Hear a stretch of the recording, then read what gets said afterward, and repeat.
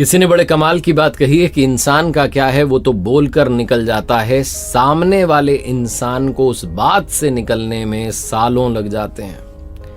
नमस्ते दोस्तों, मैं हूं आरजे कार्तिक। एक बड़ी छोटी सी कहानी और ये सच्ची घटना है। हमारे देश के मुख्य चुनाव आयुक्त रहे टीएन शेषन साहब अपनी आत्मकथा में लिखते हैं। उन्होंने बताया था कि एक बार हम छुट्टियां मनाने के लिए मसूरी जा रहे थे। उत्तर प्रदेश के रास्ते से जा रहे थे। परिवार मेरा साथ में था।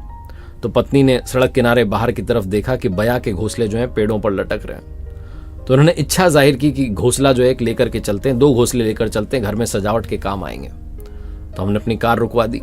ड्राइवर से कहा कि जाओ जाकर के घोंसला उतार लाओ। ड्राइवर गए बाहर और जाकर के उन्होंने देखा कि पेड़ की ऊंचाई काफी थी, तो घोंसला उतारने में दिक्कत आ रही थी। तो सिक्योरिटी वाले जो थे साथ में, उनसे कहा कि भाई आओ आप भी एक बार। वो भी गए। दोनों ने देखा कि पेड़ पर चढ़ना होगा तो बड़ा मुश्किल काम हो जाएगा, क्या किया जाए। तो आसपास नजरें दौड़ाई तो एक लड़का उन्हें दिखाई दिया जो कि भेड़ बकरियों को चरा रहा था। उसे आवाज देकर बुलाया कि इधर आओ लड़के। लड़का आया। उसे कहा ये घोंसला उतार दो। उसने कहा साहब मैं नहीं उतारूंगा। चला गया। फिर इनको लगा कि अजीब लड़का है, घोंसला नहीं उतार रहा। फिर बुलाया इधर आओ, ये 10 रुपए लो, अब उतार दो। लड़के ने कहा साहब कहा ना मैं नहीं उतारूंगा। फिर से चला गया, भेड़ बकरी चराने लगा। इन दोनों ने आपस में डिस्कस किया कि क्या किया जाए, थोड़ा पैसा बढ़ा देते हैं। तो फिर से आवाज दी बच्चे इधर आओ, 50 रुपए लो, अब उतार दो। उस लड़के ने कहा साहब आप समझ ही नहीं रहे हो, मैं आपसे कह रहा हूं मैं घोंसला नहीं उतार सकता, मैं उतारूंगा नहीं। बोले क्यों, तुम्हें पेड़ पर चढ़ना नहीं आता? बोले नहीं आता है, लेकिन मैं नहीं उतारूंगा, आप मुझे माफ करो। फिर चला गया। टीएन शेषन साहब देख रहे थे कि भाई आए क्यों नहीं लेकर के, छोटा सा तो काम है। तो खुद उतर के चले गए। पूछा क्या हुआ? बोले वो लड़का उतार नहीं रहा, हमने उसको 50 रुपए तक की बात कह दी। शेषन साहब कहते हैं एक बार और बुलाओ। बुलाया गया लड़का। टीएन शेषन साहब ने कहा भाई 100 रुपए रख लो, उतार दो। उसने कहा नहीं उतारूंगा, आप मुझे 1000 रुपए दोगे तब भी नहीं उतारूंगा। फिर चला गया दौड़ के। टीएन शेषन साहब आकर के अपनी गाड़ी में बैठ गए और शेषन साहब ने लिखा कि मुझे समझ में नहीं आ रहा क्या हो रहा था, मैं समझना चाह रहा था कि कारण क्या है, उतार क्यों नहीं रहा। तो टीएन शेषन साहब ने एक बार फिर से अपनी टीम से कहा जाओ एक बार उसको बुला के बस लाओ, कहना उतारना नहीं है, वो साहब कुछ बात करना चाह रहे हैं। तो गए सिक्योरिटी वाले, जाकर के उससे कहने लगे कि अरे साहब बुला रहे हैं, एक बार बात करना चाह रहे हैं। तो जब उसे लेकर के आए थे तो रास्ते में समझा रहे थे बड़े साहब हैं, सजा दे सकते हैं, पुलिस की टीम आ जाएगी, समझो तुम उतार दो ना। उस लड़के ने कहा नहीं उतारूंगा नहीं। तो आपस में डिस्कस करते उसको लेकर आ गए कार के पास।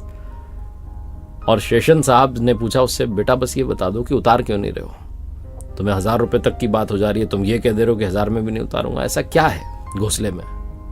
उस लड़के ने जो कहा वही इस कहानी का सार है। उसने कहा कि साहब मैं घोंसला कैसे उतार सकता हूं, शाम में जब चिड़िया आएगी और अपने बच्चों को नहीं पाएगी तो उस पर क्या बीतेगी, आपने ये नहीं सोचा। ये बोल करके लड़का चला गया। टीएन शेषन साहब कहते हैं कि उस शाम में मुझे अपराध बोध हुआ, मुझे समझ नहीं आया कि मैंने इतनी पढ़ाई की, आईएएस बन गया, ये सब मिल गया लाइफ में, इतनी सुविधाएं आ गई, सुख सुविधाएं भोग ली, इतना बड़ा पद मिल गया, लेकिन मेरे दिमाग में वो बात नहीं आई जो एक अनपढ़ बच्चे के दिमाग में आ गई जो सड़क किनारे भेड़ बकरी चरा रहा था। मैंने सिर्फ पत्नी की इच्छा सुनी और उसके पीछे चल पड़ा, ये नहीं सोचा कि आगे क्या होगा। जो शिक्षा है कई बार वो भी आपको नहीं समझा पाती।